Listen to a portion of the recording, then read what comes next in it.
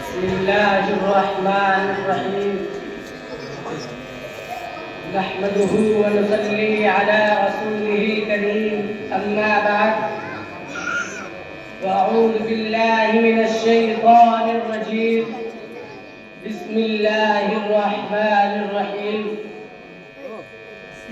يريدون ليطفئوا نور الله بأفواههم والله متم نوره ولو كره الكافرون.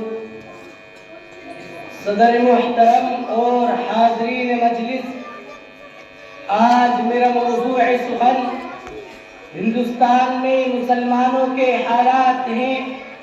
موضوع طویل اور دل خراش ہے، سمجھ میں نہیں آ رہا ہے کہ میں اپنی بات ہندوستان میں مسلمانوں کی عظمت رفتہ سے شروع کروں کہ سن 1857 عیسوی کی ناکام بغاوت سے آغاز کروں. ایک طرف ہندوستانی مسلمانوں کا تابناک و شاندار ماضی ہے تو دوسری طرف تاریخ و علمناک حال اور غیر واضح مستقبل ہے. برادران ملت، یوں تو مسلمانوں کی تاریخ مشکلات و مسائل کی ابتلاء آزمائش کی داستانوں سے لبریز ہے. مسلمانوں کے خلاف ہر دور ہر زمانے میں مخالفت و معاندت کی آندھیاں چلی، نفرت و عداوت کے طوفان آئے، فتن و فساد کا سیلاب آیا، مگر اس حق پرست جانباز قوم نے ان سب کا رخ ہمیشہ دشمنوں کی طرف موڑ دیا. آج بھی عالمی پیمانے پر مسلمانوں کے خلاف سازشیں ہوتی ہیں، اسلام کے خلاف تحریکیں چلتی ہیں. مسلمانوں کو ہر ملک میں ظلم و ستم کا نشانہ بنایا جاتا ہے اور یہ ٹکراؤ ہمیشہ ہوتا رہے گا، کیونکہ حق و باطل کا معرکہ ہے، نور و ظلمت کا معرکہ ہے، شرک و توحید کا معرکہ ہے، کفر ایمان کا معرکہ ہے جو تا قیامت جاری رہے گا.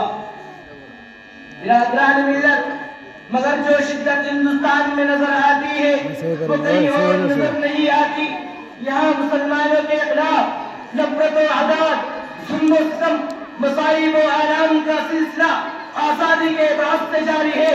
جن مسلمانوں نے تحریک آزادی میں اپنے لہو سے مادر وطن کی پیاس بجھائی، جیل کی تاریخ کوٹھیوں اور پھانسی کے تختوں پر آزادی کا نعرہ بلند کیا، جن مسلمانوں نے ہندوستان میں اپنی 700 سالہ تاریخ میں ہندوستان کو دولت اور دولت سے مالامال کر دیا تھا، اس کو سونے کی چڑیا بنا دیا تھا، جن مسلمانوں نے ہندوستان میں اتحاد اور اتفاق کا چمن لگایا تھا، ہندو مسلم ایکتا کا چراغ روشن کیا تھا، انہیں کو آج غدار کہا جاتا ہے، دیش کا دشمن کہا جاتا ہے، ان کو فسادات کی آگ میں جھونکا جاتا ہے، ان کے پاکیزہ لہو سے فرقہ پرستی کے عفریت کی پیاس بجھائی جاتی ہے. جب وقت پڑا تھا گلشن پر مجھ سے ہی لہو کا دھر لیا، جب وقت پڑا تھا گلشن پر مجھ سے ہی لہو کا دھر لیا، اور میرے ہی لہو کی چھینٹوں سے ہولی بھی منائی لوگوں نے.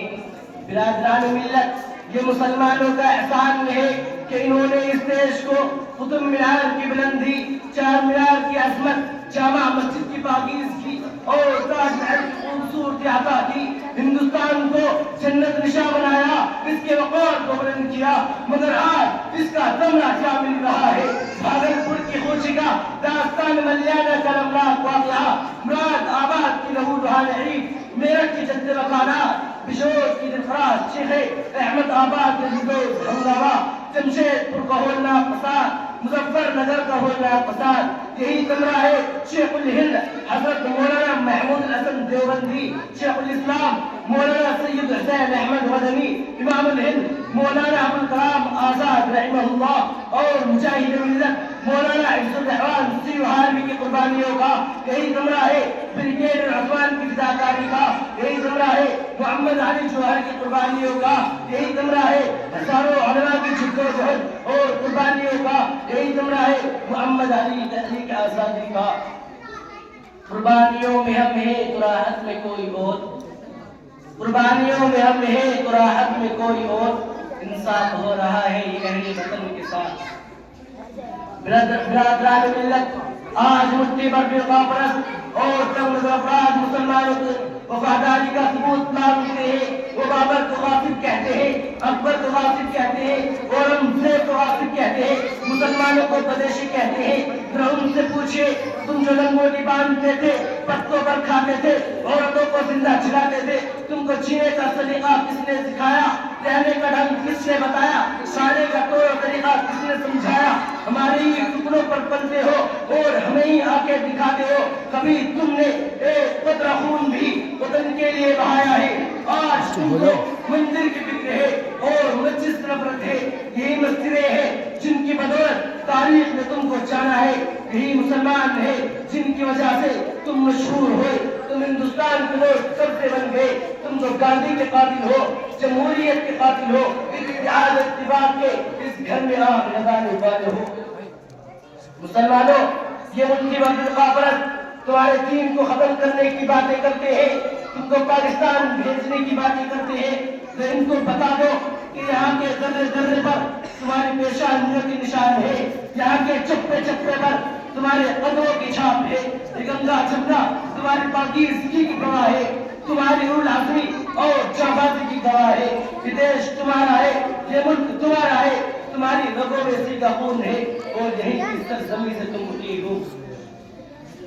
چل نہ سکتے تھے اگر جنگ میں ہٹ جاتے تھے، چل نہ سکتے تھے اگر جنگ میں ہٹ جاتے تھے، پاؤں شیروں کے لیے میدان سے اکھڑ جاتے تھے، مجھ سے سرکش ہوا کوئی تو بگڑ جاتے تھے، دیکھ کیا چیز ہے ہم تو اس سے لٹ جاتے تھے۔